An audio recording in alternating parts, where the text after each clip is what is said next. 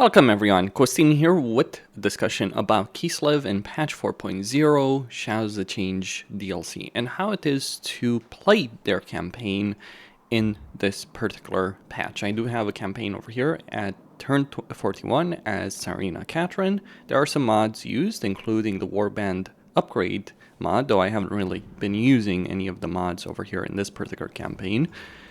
Given some of the changes that Kislev has, there's not necessarily as much point in using that mod, but I'll get into that in just a moment.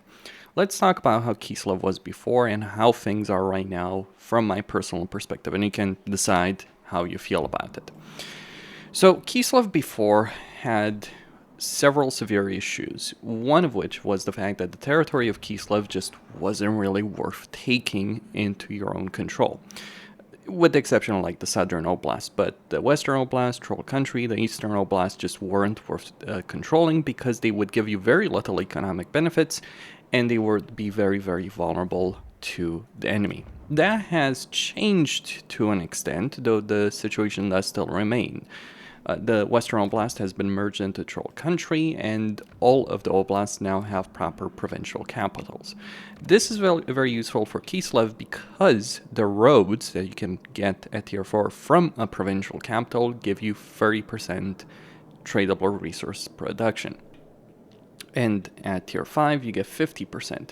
And both the Eastern Oblast and the Southern Oblast do have tradable resources, be it ingots in the Southern Oblast or wood, timber in the Eastern Oblast.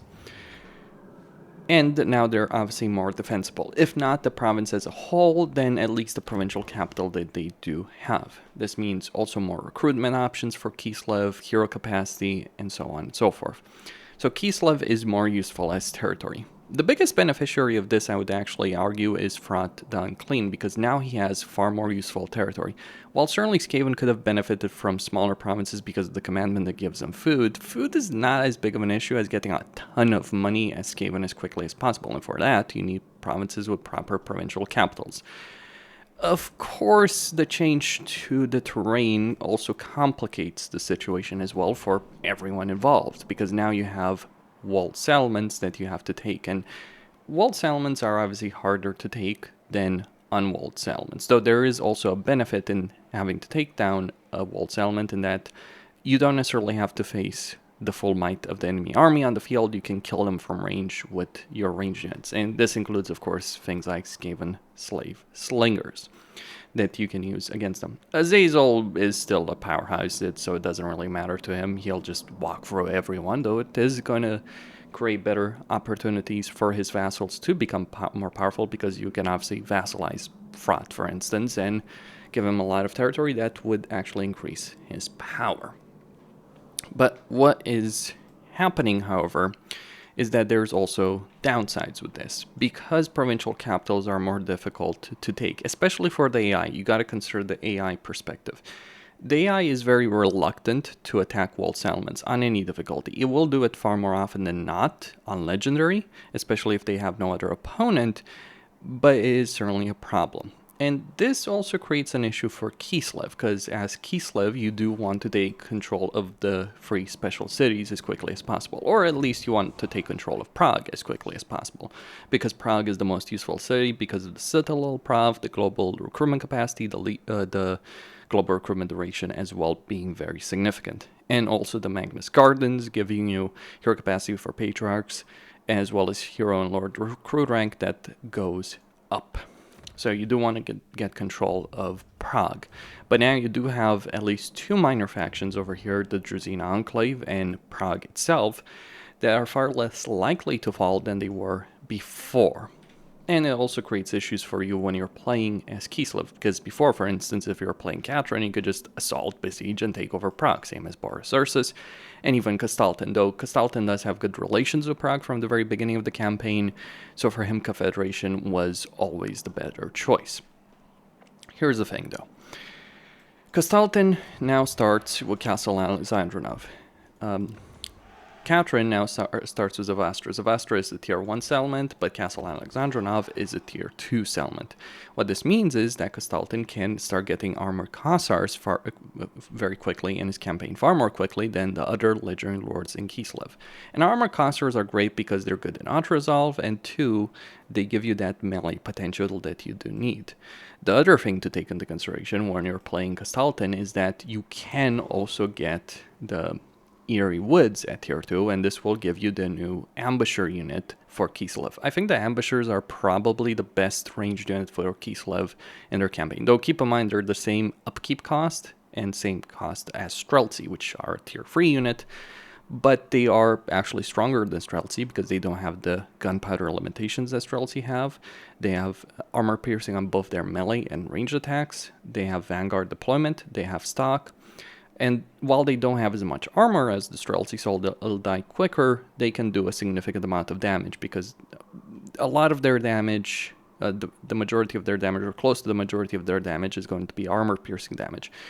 So these guys can annihilate heavily armored units or units in general, like an army like this, or an army like Boris Ursus has over here, that as he's invading Sylvania, is going to basically obliterate any kind of early game army that you can encounter in the game. And this applies to virtually any kind of early game army. Like over here I've defeated Draika in the campaign in a straight up battle. I'm defeating Vlad. Those are not easy Legendary Lords to deal with. So there's certainly some power to be gained as Kislev right now, especially for Kastaltin, because he could just get rid of the barracks and start getting the Eerie Woods, though that would be slower than just, going for armored Cossars, though there's significant pros in getting the Ambushers, especially when you're dealing with Azazel. Another change that Creative Assembly has made for Kislev is that in Chaos Territory, you now have a new commandment. If the entire province has the Chaotic Wasteland climate, you can now get a commandment that will remove all the negative climate effects from that. So basically you turn uninhabitable into suitable climate. But here's the problem with that. It only works, and this might be a subject to change, maybe even before the DLC launches, but it only works in provinces where the entire province is made up of chaotic wasteland. So a province like the Mountains of Hell or the Bloodfire Falls, where Boris Ursus starts, you will not be able to use it there. And so while it's certainly useful, it doesn't work in Trollheim, it doesn't work in Mountains of Hell, it doesn't work in quite a few of the provinces that border Kislev, which is an issue because those provinces, like for instance the Mountains of Hell, could be a very useful province for Kislev if you can make the climate suitable, but you can't make the climate suitable because the commandment doesn't currently allow it. I think if there's anything the Creative Assembly needs to change is that commandment should be available in any province that has even one region with Chaos Wasteland, or certainly usable in a province like the Mountains of Hell and the Bloodfire Falls, especially when the provincial capital is Chaos Wasteland. That is my perspective on that subject matter. Because looking at this campaign situation, while I certainly will be able to take the tumor and make it suitable climate, I will not be able to do this for Bloodfire Falls as I go to confront Archeon. Now, beyond that situation in the terrain and the addition of ambushers, which give you a significant amount of range power, here's what else has changed for Kislev and has affected their campaign dynamic, and in a fairly substantial way, I would say. Devotion as a system hasn't been changed as it works, and Devotion is not a great system because you get an escalating cost as you gain more and more territory. Now, Devotion is also bad in the late game because once you finish getting all the supporters you want, you have nothing to spend it on, and basically you'll be just getting Dash all over all the time because he's the best one by far. There's never any reason once you've gotten the supporters sorted out to not have Dash. It's an 8% income from all buildings. It's 15% income from trade tariffs. It's going to give you far more than the others. You could make an argument for Saliak, specifically the Grove, though not the casualty replenishment, because Kislev does have great casualty replenishment by default. Or rather, they can get a lot of Patriarchs, which solve that issue. Here's the issue, though. With the change, with the new commandment with the commandment change, they've also introduced something related to devotion. Previously, you could only go to 0 devotion, but with the new commandment, you can have it on all the time, but you will go into a devotion deficit. Why is that an issue, you might ask? Well, if you're playing a Kislev campaign, and this applies to the Empire, this applies to Cafe, this applies to the High Elves, you may want to declare wars on factions of the same race because you want their special cities. This is especially true for Kislev if we're talking about Prague. You want to take Prague. It's very, very useful. And hell, if you're playing Kastalten, you want to take Fort Ostrak one way or another in your campaign because this is going to be your main economic province in your campaign as Kastalten. Here's the problem. Declaring war on a Kislev faction costs you 100 devotion. And now you can go into a devotion deficit. This makes the devotion system feel worse from my perspective.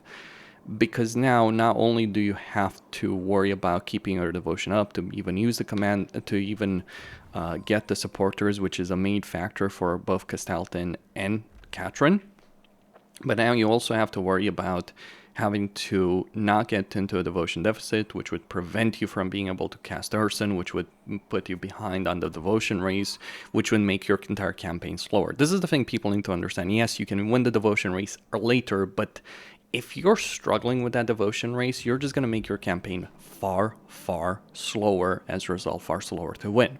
And you do need a lot of supporters if you're playing Katrin and Kastalten, in order to achieve your short campaign victory condition and your long campaign victory condition. Your long campaign may also trigger the endgame crisis, which is how you win the campaign. So basically, you need to care about supporters. And if you now are at the devotion deficit, because you declared war on, say you're playing Kastalten, you declare war on the Druzina Enclave, or you declare war on Prague, and you enter that devotion deficit, it's going to be very difficult to get out of it because of the escalating cost. The only upside that you can get to devotion is you may get the Mother Earth event. This does tend to trigger at least once in a campaign, and this reduces the Motherland invocation cost by minus 50%. I feel like they should just have a flat devotion cost for these invocations and something to spend devotion on in the long term, as opposed to not having very little. I mean, they argue that the commandment will be something to spend it on. I don't necessarily think that's going to be the case, though. I'm more concerned about the early game issues than the late game issues. I think the late game is just not very well designed in any campaign in Total War at the moment. So people say, oh, but what about the late game issue? The late game issues, it's like there's very few legendary lords that handle very well in the late game. They have a good, well-designed campaign from that perspective. That's where I stand on that. So it's really the early game issue where Kislev is affected. And the supporter system, what really hurts about the supporter system, like consider this. This is turn 41. I've occupied, looted, raised, sacked 30 different settlements. And right now, since I have 4 different armies, each of which is basically unstoppable with the exception of this one. But this one is just going to be dealing with like the Demon Prince, so I'm not concerned. I've already defeated his 2 main armies over here anyway.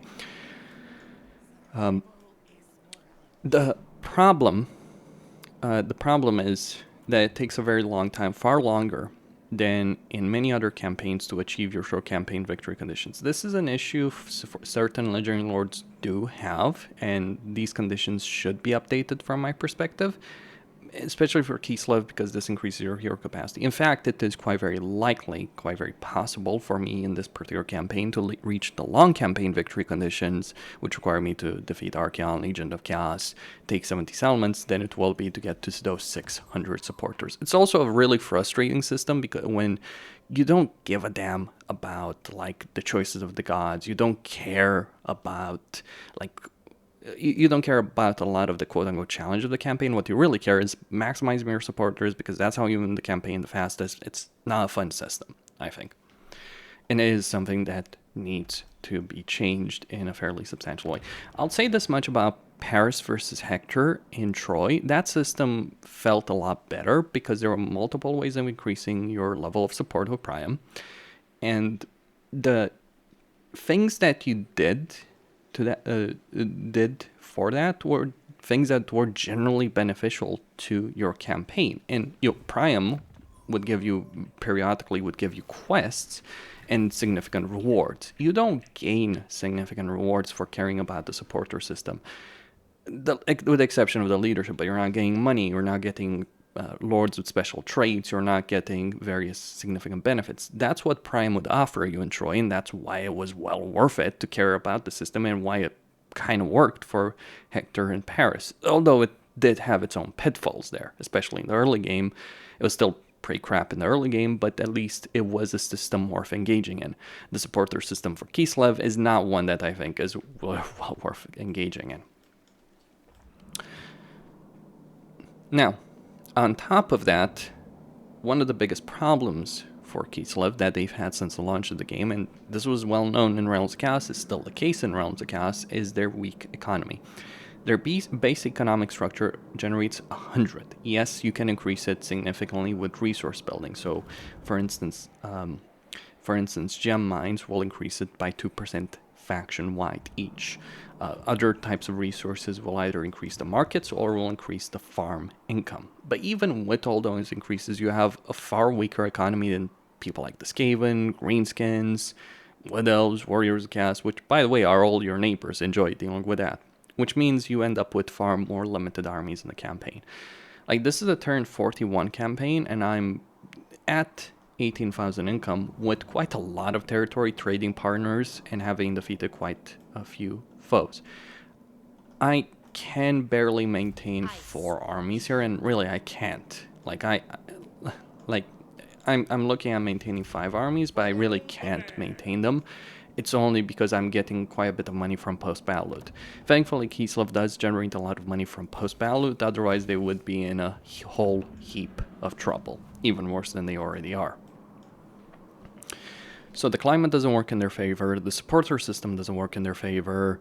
And another issue with the climate, by the way, is not just the climate itself, it's also that the chaos wastes do generate attrition on your armies. Boris Ursus avoids this for his own army, but while Kislev can certainly conquer the chaos wastes, the problem is you're still going to take attrition even with that commandment on the armies that are moving for your territory. And the chaos wastes are large. So if you don't take attrition, that's great. It's like a very safe area. It's very difficult for enemies to attack it. But if you take attrition, it is a nightmare to go through. It makes sense, but the problem that all of this creates, the weaker economy, the issues on taking the chaos wastes, all that, this basically pushes you as the player into this outcome where the best choice you have in your campaign, and this I don't think will change regardless of what Creative Assembly has done with the commandment, is the best choice is to flat out conquer the Empire. So in this campaign, like as I've done in many other Kislev campaigns, I've taken the Ostermark, though Vlad has sent an army to retake this particular settlement, but I've taken the Ostermark. I'm on the path of taking Sylvania. I'll likely take Blackwater, I'll take Everland, and this will be far better for a couple of reasons. One, there's more tradable resources generally in the Empire than in the Kislev territory in the Chaos Wasteland. And even in regions where it's far easier to defend that. Like, because once you deal with Vlad, you're not going to have, like, Archaon show up to ruin your day. Whereas once you eliminate the Demon Prince, you might have Archaon and Malice Darkblade showing up to ruin your day, if not Wolfric showing up as well to do the same. That's another issue to keep in consideration. Territory is useful when you can defend it.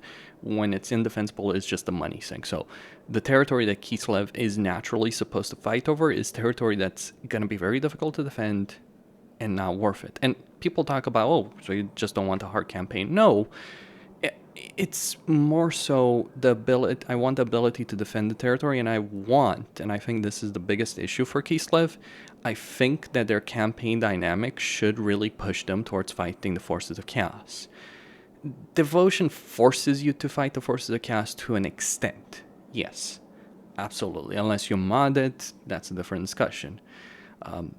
But even when you're accounting for supporters in devotion, it's still better in your campaign to go south, conquer at least the eastern portion of the Empire. If not, everything basically from Stirland, Talabecland, if Karl Franz hasn't taken it over already. It is not a good idea to actually fight for Kislev, even Troll Country and Eastern Oblast in the early game as Kislev. In fact, it might be a really good campaign plan to, try and win the supporter race for the first year, then march directly south, take all of this territory, and then go back north, and once you've built up your economic base. I feel that that's a pretty... That doesn't really feel like what Kislev should be doing in their campaign.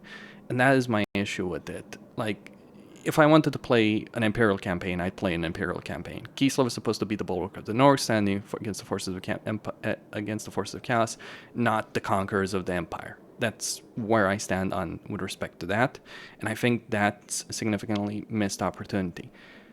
And the climate, the changing climate with the commandment is a step in the right direction, I think, but it isn't going to be enough to change that. And in fact, in some ways, I think that they've made it worse, because now, imagine you're playing Kastaltan's campaign, right? You'll start with Castle Alexandronov, you'll take Zhozhensk. You'll either have the choice to fight Frot very quickly or fight Azazel very quickly. If you fight Frot, you can defeat him. You have the stronger army than him, and you can prevent him from building a huge amount of stacks. But then the problem is that the Drusian Enclave will keep control of Fort Ostrak. You can fight them, but you lose devotion. And that's the downside there. Or you can ignore Frot, go take the fight to Azazel, let Frot conquer all of this territory. He might even take Prague, and that would be potentially the best course of action. Or things can go really badly because you're letting the Skaven steamroll, and letting the Skaven build up significant strength is always something that can blow up in your face. They can ambush you, and they can throw 4 armies against you at the same time.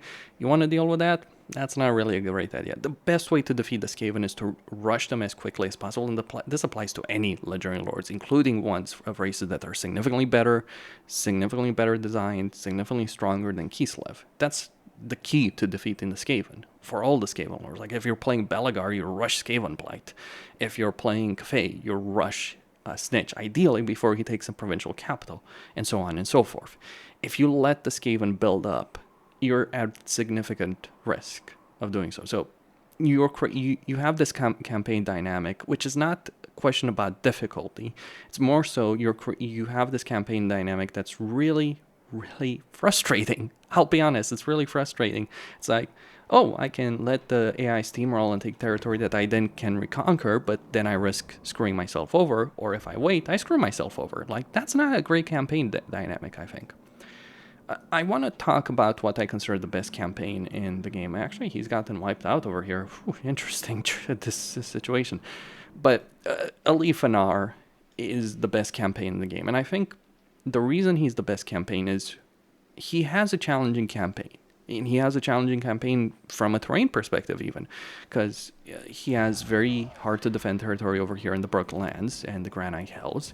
He's surrounded by a bunch of pretty powerful Legendary Lords, actually. So you've got Sigvald to the north, Hellebron to the north, Valkia potentially coming in from the north, Malekith from the west. And while certainly Malekith and Hellebron leave something to be desired as Dark Elf Legendary Lords, they're still Dark Elf Legendary Lords, and Dark Elves have a lot of money when controlled by the AI and control a lot of armies against you. That's what you got to deal with as a Lefanar.